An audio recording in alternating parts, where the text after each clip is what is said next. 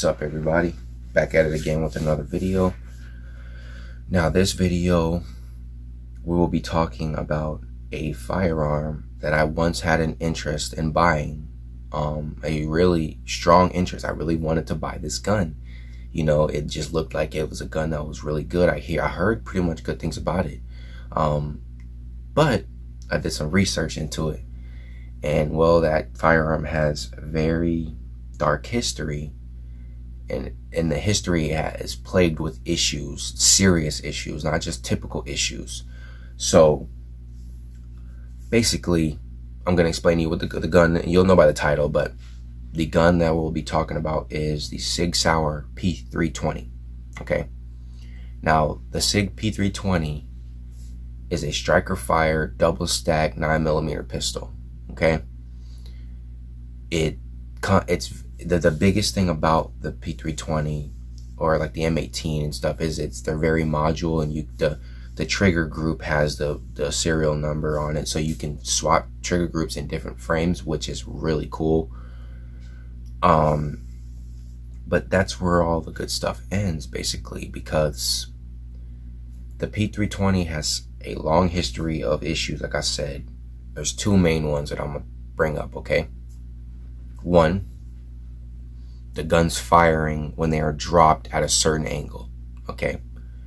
Now, I understand some people are going to say, well, most shotguns are like that. Yeah, two things I'll say about that. One, correct. That's why you keep a chamber empty on a shotgun. That's why they call it cruiser ready. You keep the tube full or the mag full, chamber empty. It's typically what you do because it isn't drop safe. Okay. And two, shotguns, for the most part, most shotguns are older technology, okay?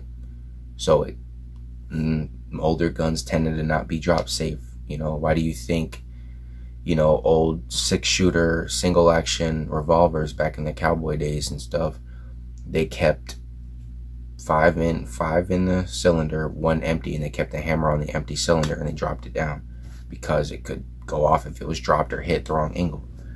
So the other issue is the guns firing while they are holstered. Now, I'll give you an example. Not of that, but I'm going to show you something, okay? This is my Glock 19. It's clear. This is the holster I have, right? Now, if you have a decent holster that's Kydex like this, that's, you know, molded for your gun, you just, you insert it, and it's in there, right? Now, most problems that people have when the guns fire, when there's a holster involved, it's typically when they are putting it in. If there's something in the way, if there's clothing and you put it in and something ends up catching the guard, you know what I mean? I'll show you an example, and it goes, and it pulls the trigger and it goes boom when you put it in the holster. That's the main issues people have when the guns fire while they are being holstered. But when it's already in the holster like this, there's this thing, the trigger you see is the trigger guard is blocked. It's guarded. There's nothing that can get in there. The gun should not fire in this condition, in this position. It should not fire, okay? Because the gun's already ready to go, and you pull it out and you get ready to go. But Sig P320s have had those issues, and that's bad. Okay, so both of those problems, dropping them at a wrong angle and they going off, and the gun firing in a holster, those are extremely bad. There's unacceptable issues. There's no exception to that. So basically, I understand that not all P320s are like that, but the fact that a good amount are, and the fact that it's common that they have a lot of lawsuits for this model, a lot, from police departments, from actual individual people. You know, it's laughable that people defend this gun, you know, when Sig could have did way better than that. They could do so much better, and that's what pisses me off about this whole situation is the gun, the shitty, crappy gun that the P320 was made by a decent manufacturer, a pretty good manufacturer. Sig Sauer makes great products for the most part. They make pretty good guns, you know, like the P226 is good, I hear. The 365, I'm hearing nothing but good stuff about. They make phenomenal budget optics. They make good ammo. So I'm not shitting on Sig here, but I'm shitting on the product they made. And I'm not gonna say a little bit, that's an understatement. I'm pretty disappointed in them for making the gun they did. And it's as bad as it is. Now, the thing is, when I cringe when I'm watching videos of people saying, I carry a P320. I'm like, I concealed carry a P320. I'm sitting here like,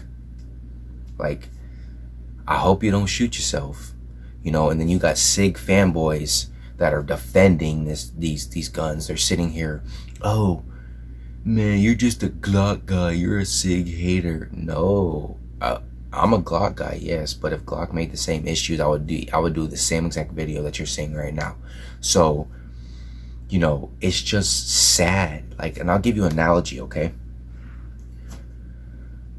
Buying the P320 and carrying it is like buying a parachute that is known to not open when you pull the thing.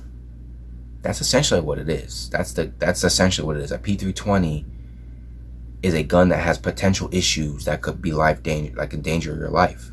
A P320, a parachute that has a history of not opening when you pull the string. That's essentially what a P320 is.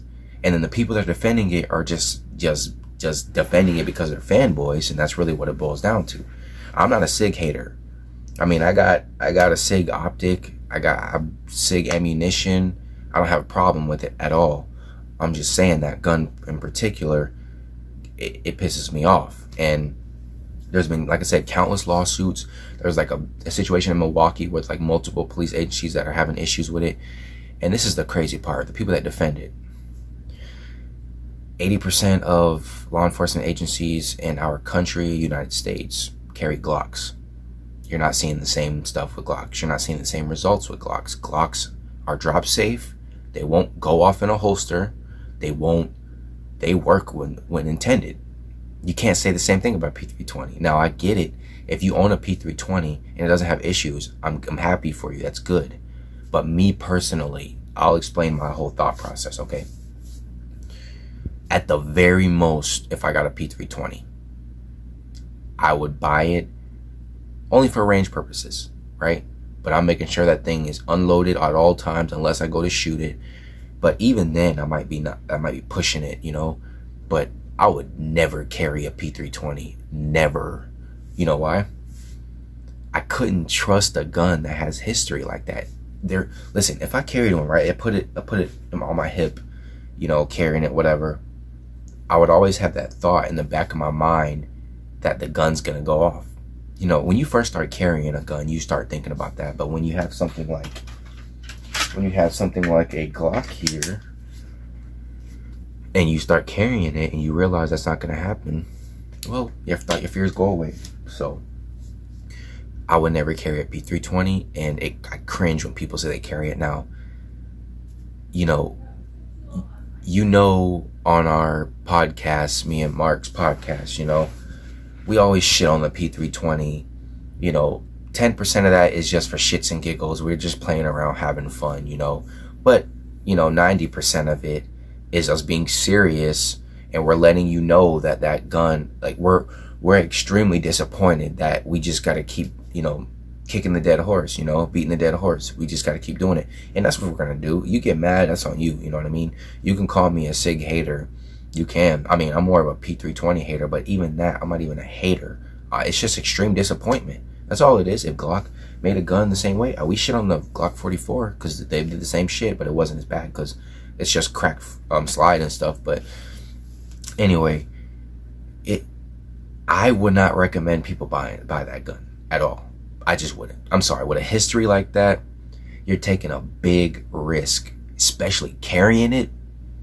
I think something's wrong up there if you carry one of those guns. I'm sorry, man. Like, or at least how about this? If you're gonna carry it, that's cool, but just understand the history that it has, and don't be surprised when that gun goes off. You know what I mean? That's all I'm gonna say. Okay, and it's just sad. It really is, you know.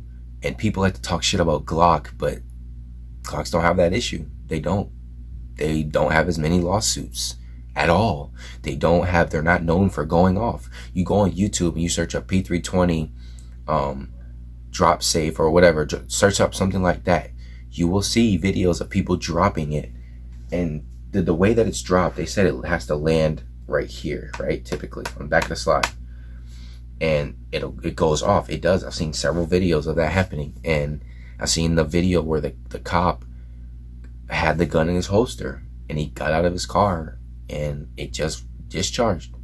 So all that stuff that I've seen and all the research I've did, no, I wouldn't buy that gun. I think it's not worth the money.